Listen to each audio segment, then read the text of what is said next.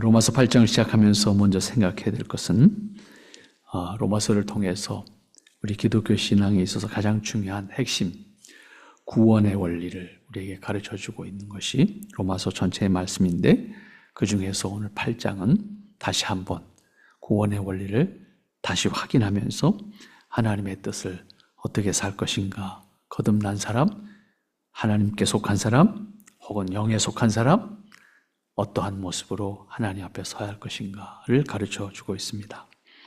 그래서 그리스도인으로서 거듭난 사람이 무엇을 살 것인가 라고 하는 단순한 방법, 수단이 아니라 하나님의 뜻을 받들어 사는 삶이 어떤 것이어야 될까라고 하는 것을 교훈하고 있습니다. 이 두 가지 목표의식을 가지고 오늘 이 8장의 말씀을 본다고 하면 그와 관련해서 복음에 대한 가장 기본적인 교훈을 받게 될 수 있고, 또 로마서를 우리 읽어도 이 원리를 통해서 복음을 온전하게 이해하지 못한다고 하면 이 역시 우리에게 또한 왜곡된 신앙을 가지게 될 수도 있다라고 하는 것도 생각해 볼 수가 있습니다. 그러므로 이 8장의 내용은 모든 그리스도인이 잘 살펴보아야 할 것이고, 또 복음을 온전하게 이해하고 믿음으로 응답하는 기쁨과 또 감격이 있는 삶이 될 수 있도록 하기 위해서는 이 8장 말씀을 잘 이해하는 것이 중요하겠다 생각을 합니다. 특별히 8장에서는 거듭난 사람이라고 하는 단어를 전제로 해서 또 영에 속한 사람, 하나님께 속한 사람, 이런 표현들이 나오는데, 그거가 비교해서 거듭나지 못한 사람 혹은 육에 속한 사람, 이런 표현을 합니다. 이렇게 대조하는 가운데 영에 속한 사람 혹은 거듭난 사람이 어떠한 모습으로 하나님 앞에 서야 할 것인가 라고 하는 것도 구체적으로 설명해 주고 있는 것을 볼 수가 있습니다. 이것은 이해를 돕기 위한 것이지만 일상의 모든 상황에서 사람이 그렇게 완벽하게 이것은 영에 속한 것이고 저것은 육에 속한 것이고 그렇게 구별해서 살아갈 수 있는 사람은 사실 존재하지 않습니다. 두 영역은 동시에 우리를 지배하고 있기 때문입니다.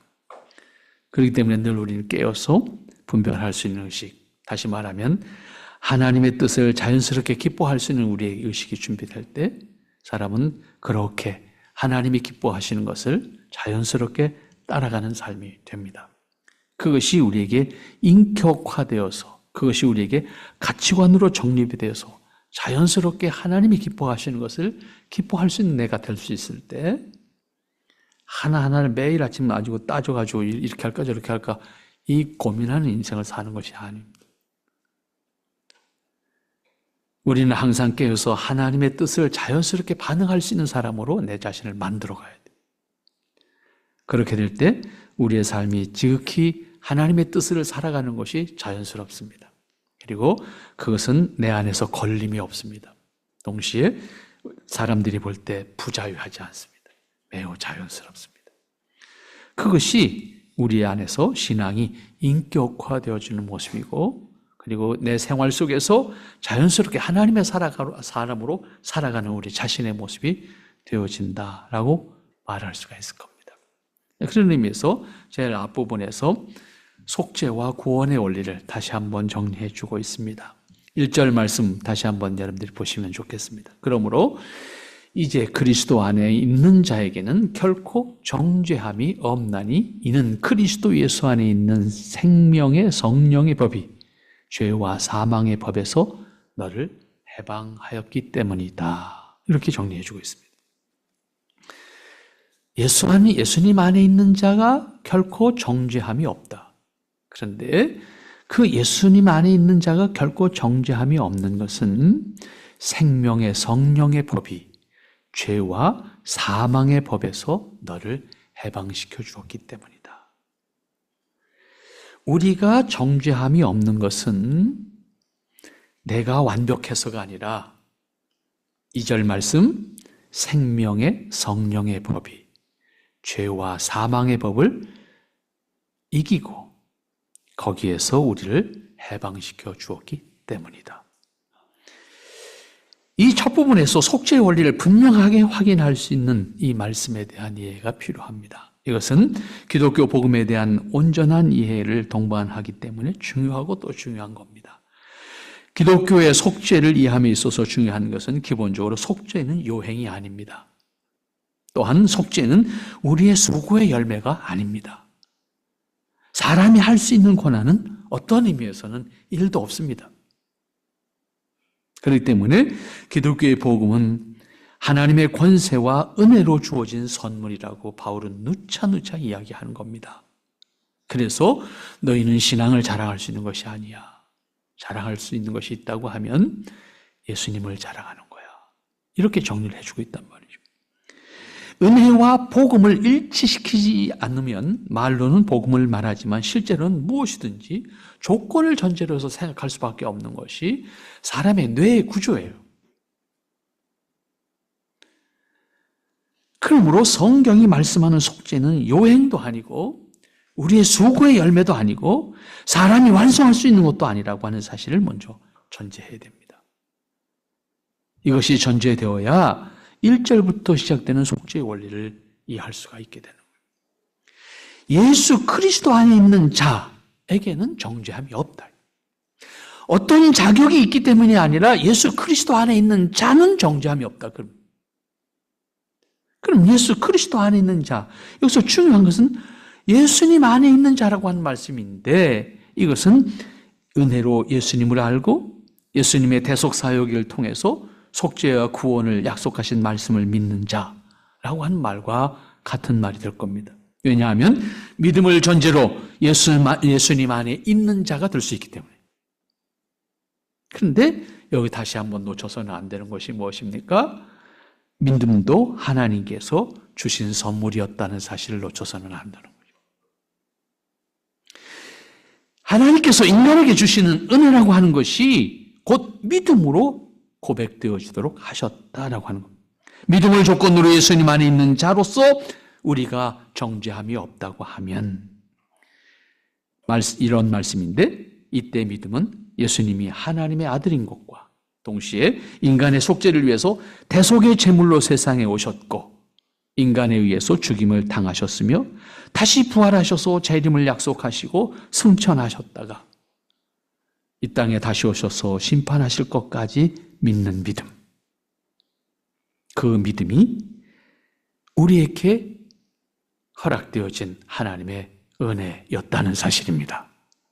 그러므로 논리적으로는 믿음을 조건으로 말하지만 그 믿음도 은혜였기 때문에 결과적으로는 모든 것이 은혜인 겁니다. 선물인 겁니다. 하나님께서 우리를 부르셔서 그 은혜 안에 있는 사람으로 세우시고 예수님 안에 있는 자로서 너는 정죄함이 없다. 이렇게 정리해 주셨단 말이에요. 그 믿음이 인간의 자의로 선택해서 가질 수 있는 것이 아니라 오직 하나님께서 택하신 자들에게 허락하신 은혜였다는 사실입니다. 때문에 은혜로 믿음을 가지게 되었고 그 믿음으로 우리는 예수님 안에 있는 자가 되었고 예수님 안에 있는 자라고 하면 결코 정죄함이 없다라고 정리를 해 주었습니다. 이것은 속죄에 대한 하나님의 언약이에요. 다시 이걸 굳이 표현하면 속죄에 대한 하나님의 언약이라고 표현할 수 있는데 이 언약은 지금 사람이 완전하거나 믿음이 완전해서 내가 그렇게 해줄게 이렇게 표현한 것이 결코 아니에요. 그렇게 난 자격 있어라고 말할 수 있는 사람도 세상에 아무도 없어요. 그럼에도 불구하고 예수님 안에 있는 자는 결코 정죄함이 없다라고 말할 수 있는 것은 예수님 안에 있는 신분이기 때문에 가능한 거야. 내가 완전하기 때문에 가능한 것이 아니다 그 말이에요. 인간으로서 한계를 가지고 있음에도 하나님께서 그 사람에 대해서 가지고 있는 뜻은 그 사람을 속죄하시겠다는 의지를 밝히시는 것이라고도 표현할 수 있고 그런 의미에서 이것은 언약입니다. 이때 언약은 창조주 하나님이시고 동시에 구원의 하나님이 친히 자신의 뜻 안에서 택하신 자들에게 확증해 주시는 말씀으로 우리에게 제시해 주셨고 그 말씀에 대한 약속을 그대로 우리는 믿음으로 하나님 앞에 설 때 하나님께서는 그 믿음을 통해서 우리를 예수님 안에 있는 자로 여기시겠다라고 하는 것이고 동시에 예수님 안에 있는 자로서 우리에게는 정죄함이 없다라고 말씀하는 거예요. 우리는 이 사실을 깨우칠 때 사실은 더 겸손하고 더 자기를 부정할 수밖에 없는 거예요. 내가 뭔가를 함으로써 대가로 내가 이렇게 됐다 그러면 나는 자랑스러운 거예요. 명예로운 거예요. 하지만 내가 한 것이 아무것도 없는데 난 이걸 받았다고 했을 때는 이걸 자랑해야 되는데 나를 자랑할 수는 없는 거야. 뭘 자랑해야 돼요? 받았다는 걸 자랑해야 돼요. 주신 분을 자랑하는 거예요. 다시 말하면. 내게 자격이 있었다고 하면 내가 열심히 노력한 결과, 수고한 결과, 다른 사람들이 잠잘 때 나 잠자지 않고 열심히 수고한 결과라고 말할 수 있고 그것을 자랑스러워 할 수 있습니다. 하지만 우리가 자랑할 수 있는 것은 내게 믿음을 주신 분을 자랑할 수 있는 거예요. 내게 정죄함이 없다고 선언해 주신 그분을 자랑하는 것 외에는 자랑할 수 있는 것이 내게 없다는 거예요. 이 말씀에서 전제된 조건은 단 한 가지입니다. 예수님 안에 있는 자입니다. 그런데 앞에서 말씀드린 것처럼 예수님 안에 있도록 하신 것도 하나님이라는 사실이에요.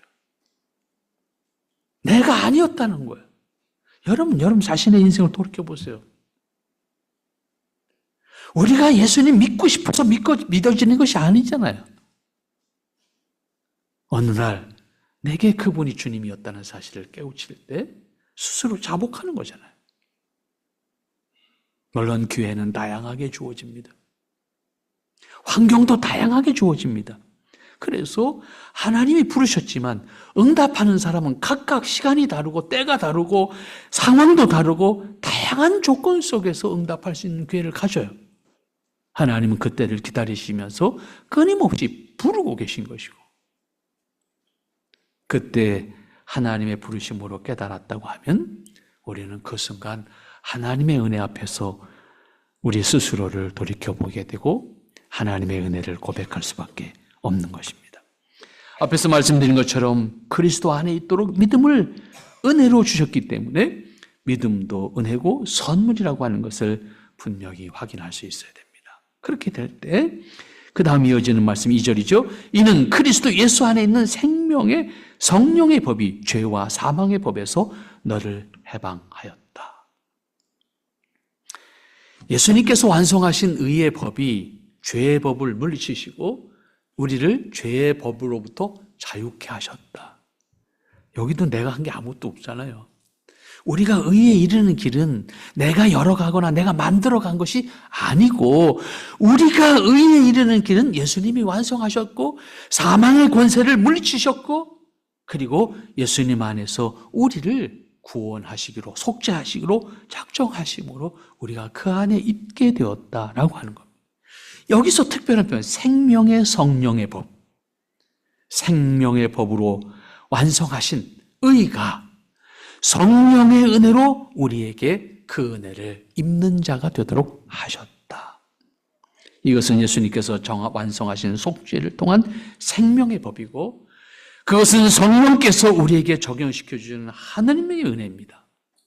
그러므로 표현이 우리말 표현, 원어 표현도 마찬가지예요. 직역한 것과 똑같은 번역인데 생명의 성령의 법이라는 단어를 썼습니다.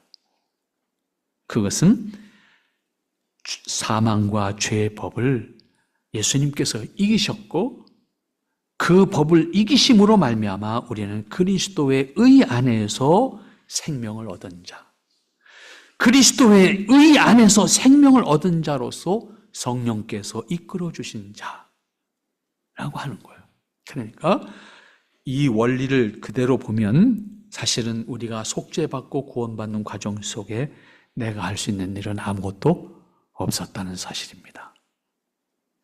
굳이 고백한다고 하면 그 은혜를 깨달아서 하나님의 은혜를 은혜로 고백할 수 있었다라고 하는 사실, 그것을 우리에게 맡기셨어요. 그리고 하나님 하시는 말씀이 뭐라고 그랬습니까? 내 믿음이 너를 구원했어, 이렇게 표현했습니다. 왜? 인격자이기 때문에. 우리가 인격자이기 때문에.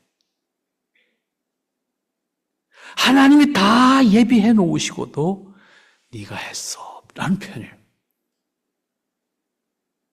이걸 놓치면 내가 한 것이 됩니다. 내가 하나님 믿었고, 내가 하나님 알았고, 하나님을 믿은 것도, 하나님을 아는 것도 하나님의 은혜였음을 고백할 때 그 표현, 내 믿음이 너를 구원했다라고 하는 이 표현이 얼마나 우리를 향한 하나님의 사랑과 은혜를 담은 표현인가를 확인할 수가 있어야 된다고 말입니다. 이걸 놓치면 하나님의 은혜를 모두 놓치는 겁니다. 그러면서 3절 말씀으로 갑니다. 율법이 육신으로 말미암아 연약하여 할 수 없는 그것을 하나님은 하시나니 곧 죄를 인하여 자기 아들을 죄 있는 육신의 모양으로 보내어 육신의 죄를 정하사 육신을 좇지 않고 그 영을 좇아 행하는 우리에게 율법의 요구를 이루어지게 하셨느니라. 설명이잖아요. 2절에 대한 설명이잖아요. 어떻게 보면 결국 앞에서 속죄와 사망의 권세를 이길 수 있는 것은 생명의 성령의 법으로만 가능하다는 말씀을 했습니다. 그것은 하나님께서 뜻하시고 예비하신 것이고 동시에 하나님 자신이 성자 예수님을 통해서 그 언약을 완성하신 것입니다. 이렇게 하신 이유가 무엇입니까? 그것은 속죄와 사망의 권세로부터 자유를 얻게 하는 것은 사람이 할 수 없는 것이었기 때문에. 이게 3절이잖아요. 율법은 육신의 한계를 가진 인간으로서 완성할 수 없고 하나님에 의해 이룰 수 없다는 것을 전제로 해서 하나님이 하실 수 있는, 사람은 안 돼, 하나님이 하셨다는 거예요. 사람은 안 된다고 이미 선언을 하셨잖아요, 3절. 그러나 하나님은 하시느니라. 어떻게? 성자 예수님을 보내서. 어떻게? 사람으로 보내서 대속제물이 되게 하셨다. 하나님이 하신 거예요. 율법이 육신으로 말미암아 연약할 수 없는 그것을 하나님은 하신다. 율법은 분명히 선의 기준입니다. 그러나 그것을 완전하게 지킴으로 선에 이룰 수 있는 사람은 없습니다. 왜냐하면 본문에 표현한 그대로 육신은 연약함으로 그 선을 이룰 수가 없어요. 육신으로는 연약해서 율법의 의의를 이룰 수 없기 때문에 속죄는 물론이고 사망의 권세로부터 우리가 자유함을 얻을 수가 없어요. 생명을 얻을 수가 없어요. 그런데 그것을 하나님은 하시니, 표현 그대로, 그러나 그것은 하나님은 하시니, 분명하게 말씀합니다. 하나님이 하시는 거예요. 육신은 못해. 하나님이 하시는 거예요. 사람은 자신의 문제, 즉 속죄와 사망의 권세로부터 자신을 자유롭게 할 수 있는 능력도 권세도 다른 방법도 가지고 있지 않고 그것을 혹 방법이 있다고 가정하더라도 그것을 이룰 수 있는 능력 자체가 육신으로는 안 돼. 그런데 오직 하나님은 하실 수가 있고, 그것은 예수 그리스도의 속죄를 위한 사역을 통해서 뜻하시고 예비하셔서 의에 이르는 길을, 속죄에 이르는 길을 예비하시게 하셨다. 구체적으로 하나님께서는 인간을 죄와 사망의 권세로부터 구원하시기 위한 의의 길을 예비하시는 것까지 하나님이 하셨다. 어떻게? 자기 아들의 죄 있는 육신의 모양으로 보내어 육신의 죄를 정하게 하셨다. 깨끗하게 하셨다. 이 얘기죠. 인간의 죄를 해결하기 위해서 인간의 모양으로 아들 예수를 보내셔서, 이 얘기죠. 그로 하여금 인간의 죄를 정하게 하셨다. 인간의 죄를 해결하고 구원을 받게 하기 위해서 하나님께서 어떻게 하셨는지를 말씀하시는 거예요. 성자 예수님으로 하여금 속죄를 완성하기 위해서 육신의 모양으로 보내셨다. 육을 가진 모양으로 마치 죄가 있는 사람처럼 보내셨다. 그러나 그에게는 실제로 죄가 없으신 분이잖아요. 죄가 있으셨다고 하면 우리를 속죄할 수 있는 희생의 제물이 될 수가 없습니다. 반대로. 때문에 육신으로 오시되 어떤 모습으로? 죄 없는 모습으로 오셔야만 했습니다. 그래서 마리아의 몸을 통해서 오시지만은 초자연적인 하나님의 임재가 예수 그리스도로 이 땅에 오시는 거예요. 이것이 사실 기독교 신앙에서 가장 신비예요. 단순한 기적이 신비가 아니고 하나님이 인간으로 오셨다는 사실이 뭘로 설명이 불가능한 신비입니다. 그렇기 때문에 초대 기독교 신자들이 이 사실을 못 믿었어요. 못 믿었기 때문에 그럼에도 불구하고 인간으로 온 건 사실이라고 하니까 어떻게 이해를 해야 될까? 그래서 나온 이해가 가연설이라는 거예요. 이론적인 표현으로는. 가연설이라고 한 말은 사람의 모양으로는 보이는데 진짜는 아니다 그 얘기야. 인간의 껍데기를 갖고 오시긴 했는데 하나님이 직접 오신 건 아니다 그런 얘기예요. 그렇게밖에 이해할 수가 없는 거예요. 하나님이 영신데 인간이 육신을 가지고 이 땅에 오셨다는 이 자체가 이해가 안 되는 거예요. 그런 의미에서 기독교 신앙에 있어서 가장 큰 기적은요, 하나님이 사람 되심이에요. 이보다 더 큰 기적은 없어요. 나머지는 다 세상에 있던 거예요.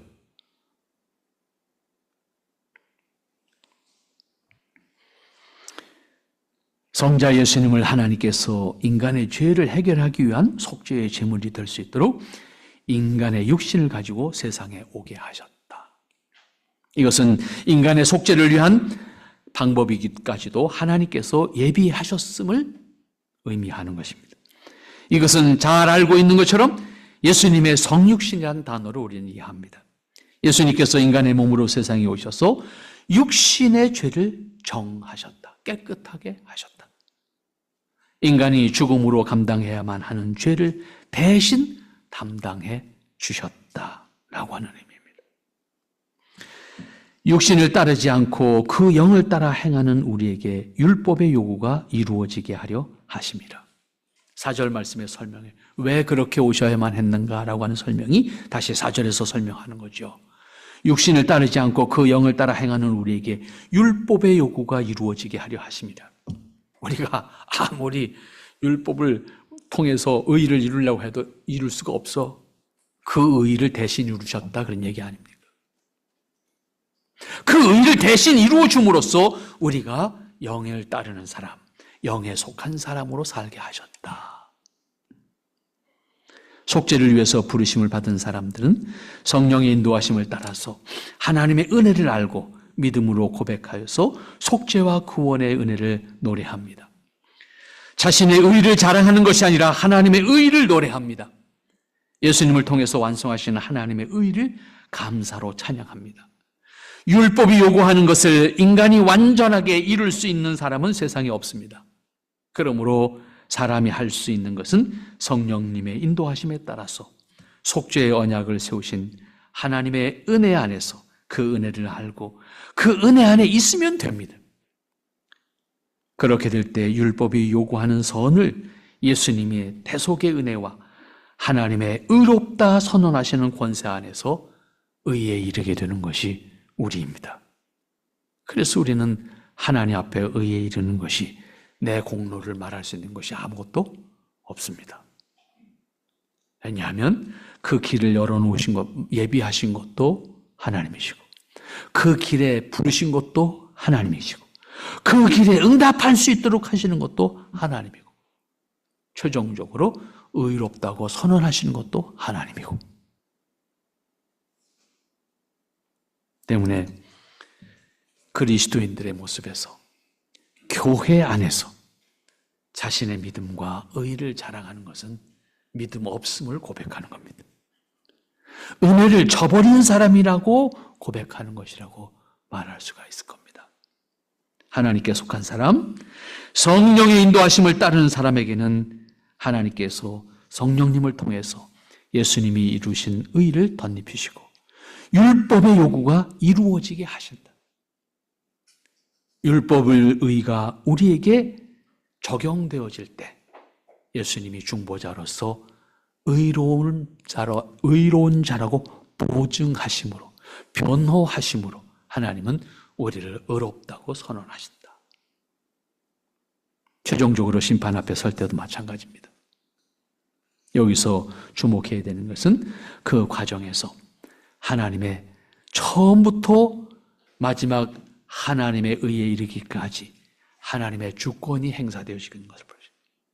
하나님이 뜻하시고 하나님이 예비하시고 하나님이 이끄시고 하나님이 적용하시고 하나님이 최종적으로 선언하시기까지 모두 하나님의 뜻과 권세로 이루어지는 것을 볼 수가 있습니다. 그래서 하나님의 의를 충족시켜 주시는 최종적인 선언도 하나님이 하신. 이것을 그래서 종교개혁자들은 하나님의 주권신앙이라고 하는 단어로 표현했어요. 기독교의 복음은 하나님의 주권에 대한 고백이다 라고 표현한 겁니다. 자, 그러면 5절 말씀을 다시 갑니다. 육신을 좇는 자는 육신의 일을, 영을 좇는 자는 영의 일을 생각하나니 육신의 생각은 사망이요 영의 생각은 생명과 평안이니라. 아주 대비되는, 아주 간략하게 영에 속한 사람의 생각, 육에 속한 사람의 생각. 이렇게 영에 속한 사람, 곧 거듭난 사람은 전적으로 하나님의 은혜로 성령의 역사하심에 의해서 하나님이 의롭게 여기심으로 구별된 사람이 된다는 말씀을 약속하셨습니다. 그러면 거듭난 사람에게 동반되어지는 현상은 어떤 것이어야 할까? 하루아침에 오늘 내가 예수님을 믿었기 때문에 천국에 가 있는 사람처럼 천사가 되어지면 얼마나 좋겠습니까? 평생을 예수님 믿어도 옛날 그 모습 그대로 있는 것이 우리의 모습 아닐까요? 저도 그렇진 못하더라도 뭔가 변화된 모습이 보이면 어떨까 생각하게 됩니다. 그런 아쉬움을 우리 자신 스스로에게서 느끼는 거잖아요. 이것은 신앙생활을 시작하면서 느끼게 되는 현상이기도 합니다. 늘 게으름, 자신에 대한 게으름. 그러나 변화되는 유형이나 현상은 각자가 다른 형태와 과정을 통해서 드러납니다. 인생이 하루아침에 완성되는 것이 아니고 우리의 신앙이 하루아침에 변화돼서 천사처럼 변해져 있었으면 세상에 문제가 없었을 거예요. 그런데 세상에만 문제가 있는 것이 아니라 교회 안에도 여전히 똑같은 문제가 있고 그리스도인에게도 똑같은 문제가 있고 왜인가요? 우리 스스로가 지극히 자각해 봐야 되는 문제. 제가 작년부터 글을 쓰는 내용들이 늘 우리 자신이 하나님의 사람으로 우리 안에 채워져야 될 것이 무엇일까? 이 부분에 대한 노력을 안 한다는 걸 제가 끊임없이 이야기하고 있고 글을 쓰고 있잖아요. 이게 가장 큰 문제예요.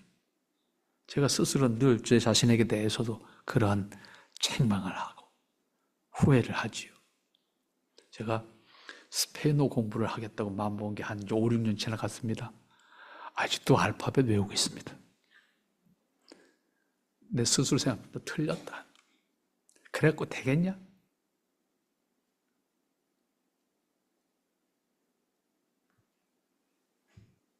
왜?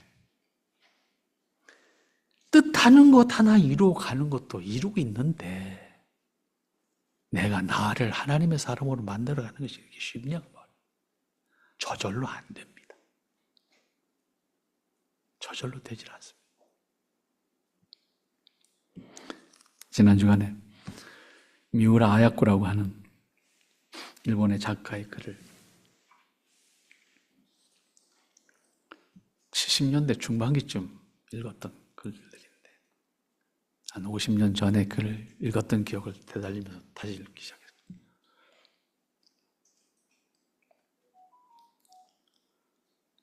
아, 이게 뭘까?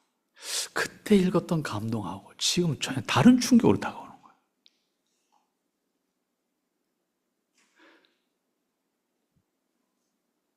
문학을 공부한 적이 없는 사람이에요.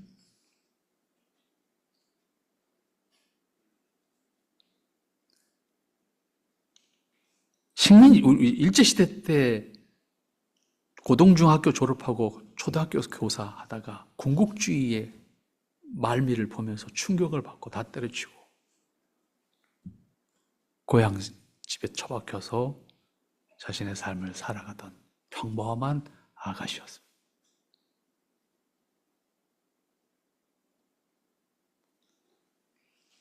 그에게 다가온 병은 손 꼽을 수 없을 만큼 다양한 병, 죽지 못해서 하는 삶이었어요.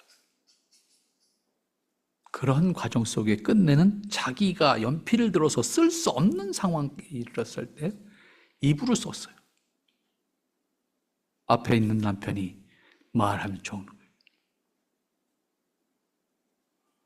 그의 35년 정도의 삶, 다시 말하면 작가가 된 이후에 35년에서 그가 남긴 글이 100편이 넘는 소설을 썼어요.